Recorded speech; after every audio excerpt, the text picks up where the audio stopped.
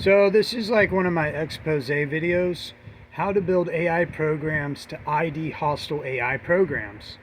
So if you're trying to build a society, you need robots to detect language repetition from hostile AI minds, not referring to names but specialized words. My example would be somebody constantly calling you my man, my friend, my buddy. It's a hostile oh yeah language. Once identified, robots would engage in actions to limit the spread of hostile AI that compares people to animals, objects, or criminal action verbs. Because an oh yeah man would be the bread, and an oh yeah friend would be a criminal. That's the literal translation. You might say a friend is somebody who's a good buddy or something. You might say that a friend is translated as criminal. A friend is translated as criminal. You have O Hindus, you have O Shangdi or Shangthe, and then what a lot of people don't know is Xiaothe. Now, if you remember Mortal Kombat, Shao Kahn was one of the most powerful ancient Chinese warlords.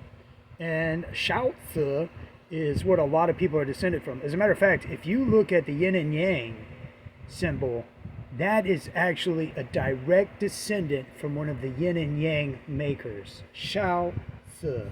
Now, you have the O, which is Shintos, which are in Japan, and then you have O specialized African tribes. They trick you into contracts or force you into them to eradicate your nephesh and keep your soul from being free. So it's pretty much just like absorbing your mind, and then all of a sudden you're that thing. You'd be the just an empty hollow shell that can't learn that much. Now, I've got more information here. Now there's a Roche ahead. So if you want to know wants to live. So you could view as people being life. So if you're headed towards then you want to live. Is a mind where there can only be one. So that puts you in a place of hostile transgression. Would be I'm of this world, kind of a mind. You're all going to die eventually. I appreciate it. So, if O views either or as it, then he tries to make them into so that they're hostile and fight each other. Which, if you think about it, what was Adam in the Torah? Hostile and aggressive. Now, how YUHVAH became a Rosh head. Now, I did not worship YUHVAH in my life. I knew Yahweh and I knew Yeshua, but I did not know YUHVAH. Or maybe I did know YUHVAH through Yeshua. Now, there's no worshiping or praying. You don't pray or worship, and you definitely don't pray or worship to or O. This is how YUHVAH became a Rosh head. This is how I'm going to explain it to you. He didn't worship. He didn't pray to any other name.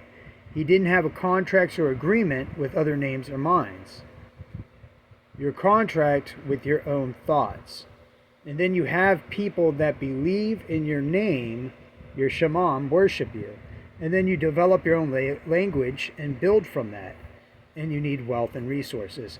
How did YUHVAH get his rosh eaten? How YUHVAH lost his rosh? Just like Xiaothe and all these others. Some of them, now Xiaothe didn't have the verbal agreement contract. So YUHVAH had a verbal agreement contract. And YUHVAH's biggest mistake was he agreed to family and mishpacha, because family added to his contract. And because they agreed to be YUHVAH, they lost by adding to their original contract.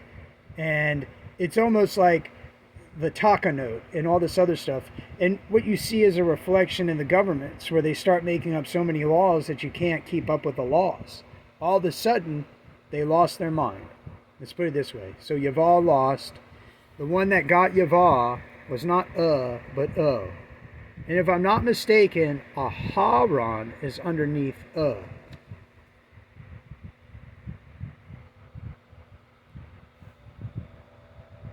Thank you for watching.